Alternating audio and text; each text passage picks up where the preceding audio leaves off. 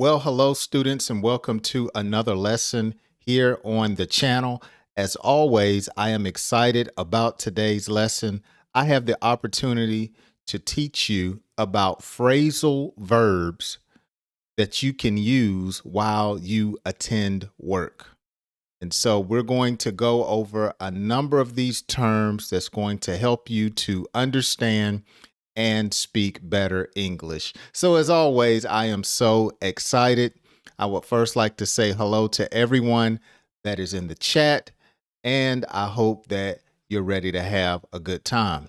Also, throughout today's lesson, as we always do, I will have several quiz questions. So, you want to make sure that you're paying attention throughout today's lesson, and let's see if you can get those answers correct. Let's get into today's lesson. So the first phrase that you can use when you're at work is call out. Call out.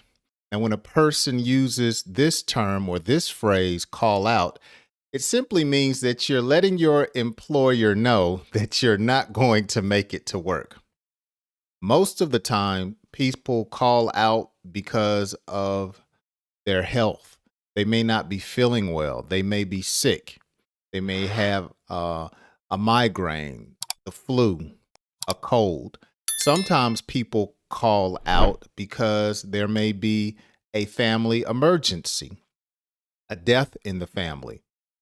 If you have children, you may have to attend to the needs of your child. They may be sick at school or unable to go to school or have a dentist appointment. So there are a number of reasons that you call out, and hopefully they are legitimate or they are good or official reasons. Some people call out so they can just sleep late. Some people call out because they don't want to go to work. They take a personal day off, okay? Personal time off, or PTO as it is called in this country.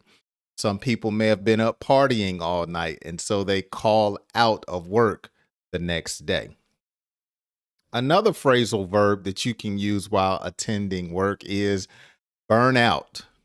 Some people say they get burnt out because they work so hard at work. They may work long hours, anywhere from 10 to 12-hour shifts. You can work for yourself and possibly just get overwhelmed or extremely tired, or some people say burnout. Okay. And so let's say you do yard work. You could get burnout. You've been working for 12 days straight for 10 hours a day. You need to take a couple of days out to refresh, rejuvenate yourself so you can go back to work with much energy. One thing I do to keep myself from burning out, at least years ago, and I still do it to this day more frequently, is I take a vacation.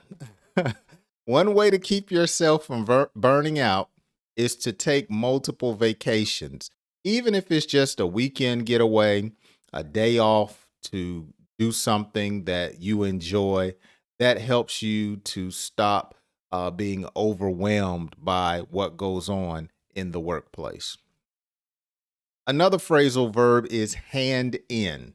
So when you are working, you have to hand in projects.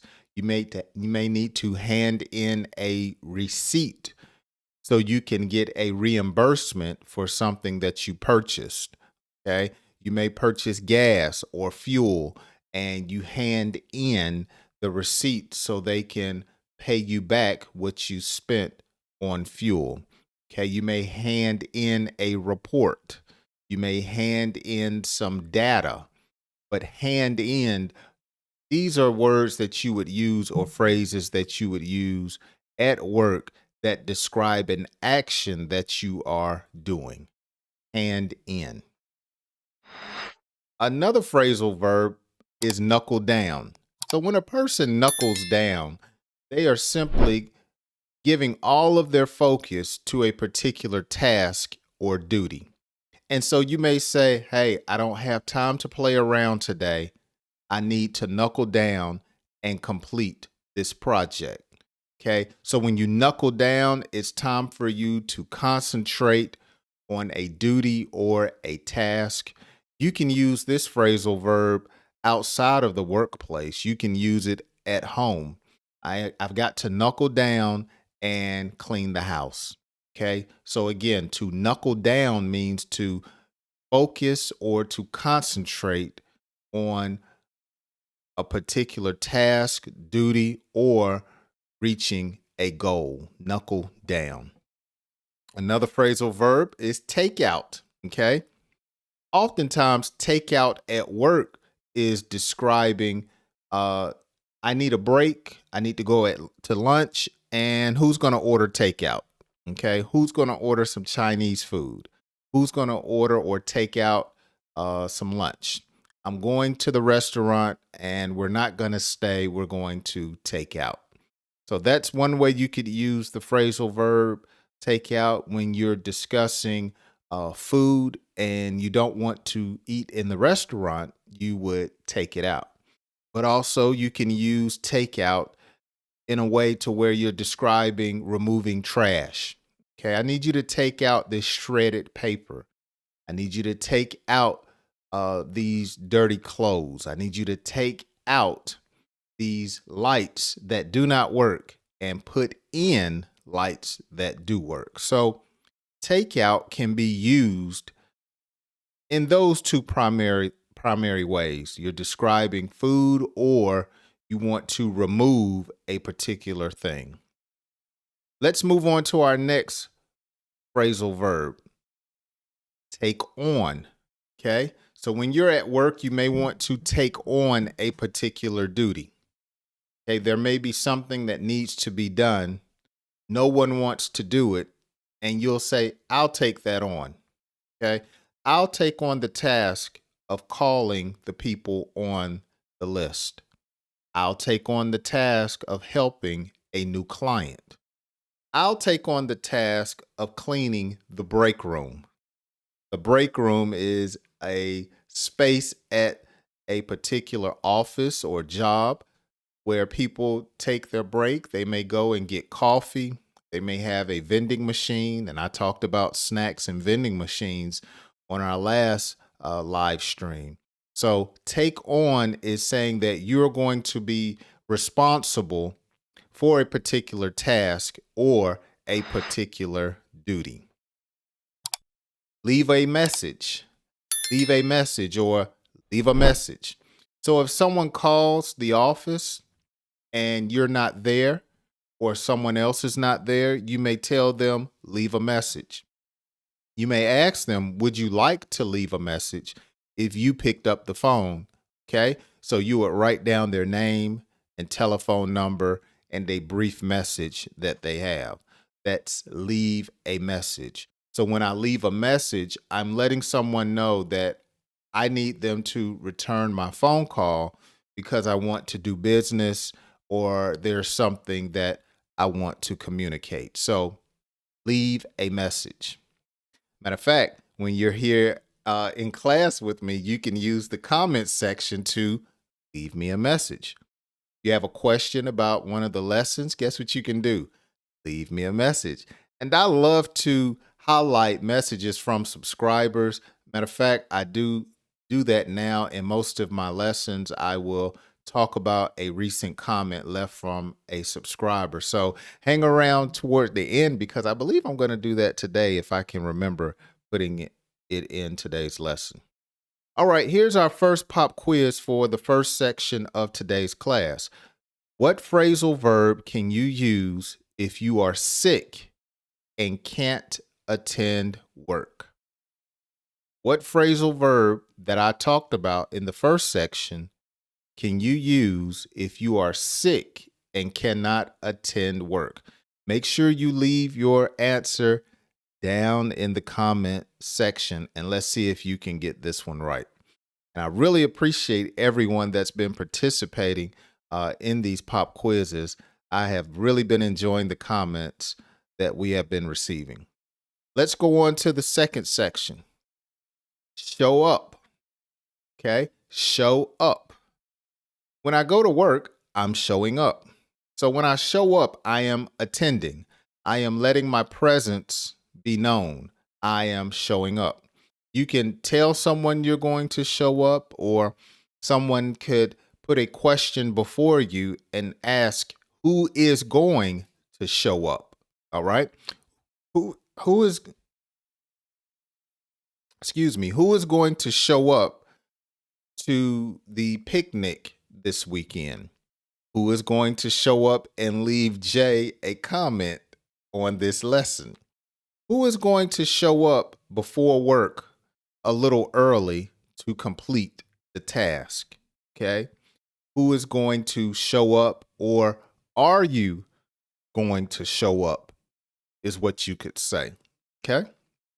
Another phrase or verbal phrase that you can use at work is take over. I'm going to take over this task, you may say. You know what? If the job is going to get done, it looks like I'm going to have to get Bob to take this over. Philip, you've dropped the ball. You have been failing at this project. I am going to get Suzanne to take over. So I'm going to give someone authority to do a particular thing. I'm going to put someone else in a position of responsibility to make sure a task gets done. The manager has to take over because the employees did not get it done. Take over. All right? Workout. Now, of course, workout can describe someone who is in the gym. Actually, I did a quick video on my other channel that you can subscribe to, where I have conversations or daily conversations. And of course, you can work out at a gym. You can work out by lifting weights. But when you go to work and you talk about working out, you may say, oh, I am so glad that this worked out. And you could be talking to a client. They may not want to pay a particular price. You give them a discount price and you say, I am glad we got this deal closed and we worked this out. Okay. Or a manager may say, look, I need you two to work together and work this out. Someone may be fighting over a parking spot at work. Look, guys, it's one parking spot. Work it out. Okay. So work out means to accomplish something or get something done, either yourself or with another person. Okay. Work out. Fill in. I'm going to have to fill in because Philip did not show up. Or you may go to a boss and say, can you find someone to fill in for me? I'm not feeling too well today. All right.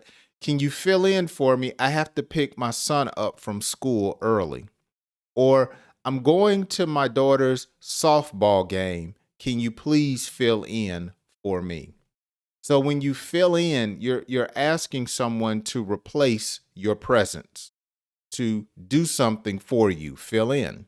All right. I do all of these videos by myself. I have no one to fill in. All right. Another phrasal verb is make a call. And of course, you use these or this term at a job site or at work. I need to make a call. Okay. And of course, when you make a call, you're going to communicate with someone.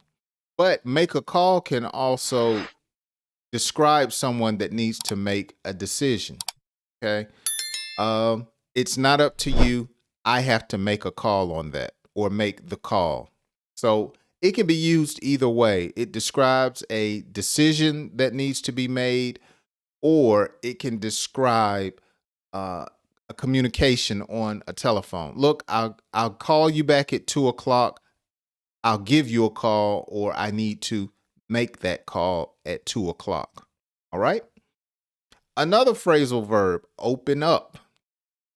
You open up a letter. You open up a bill. Okay. You open up the refrigerator door that is in the break room. You open up. Okay.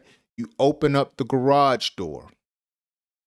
Okay, you open up a trailer. If I cut grass for a living and the trailer is closed and I need to put the lawnmower on the trailer, then I would open up the trailer door. So that is a phrasal verb you use at work. Open up.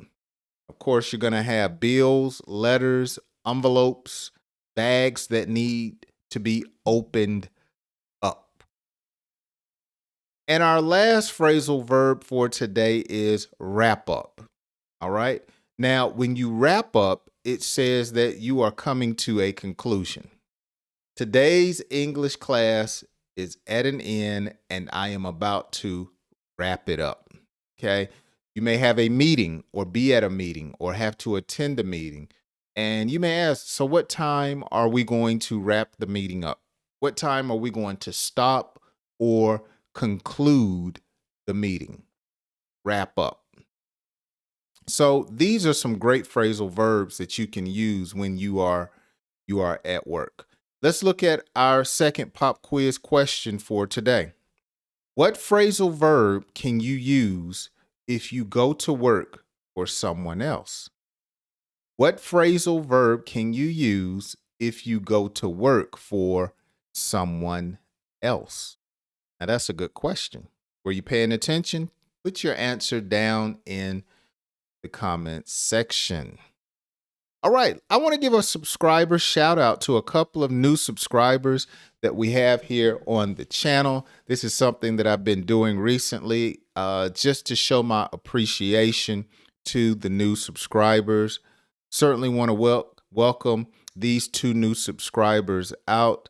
Bindu, I hope that is how I pronounce your first name, and a new subscriber that goes by the name Emmanuel. So thank you so much for subscribing. If you're watching today's lesson and you have learned something, consider subscribing. I do videos all throughout the week. I have a podcast. All those links are down in the subscription. So let's get to today's recent comment from a subscriber. Useful video, great explanation. Paymar said, and I replied, thanks for watching. Feel free to ask a question anytime. So that's what it's about. It's about learning here on the channel. I appreciate the compliment. I appreciate the encouragement. As I always say, if you've learned something, make sure you give me a like and share this video with a friend. My name is Jay, and I have so many videos, very many videos on YouTube to help you to understand and speak better English. Just search Jay's Learning School or use the links in the description. I hope you have enjoyed today's live stream. I hope you join me on my next video. Here are some videos here on the channel. Actually, I have some playlists that you can watch, and they will help you to understand and speak better English. Enjoy them and have a great day.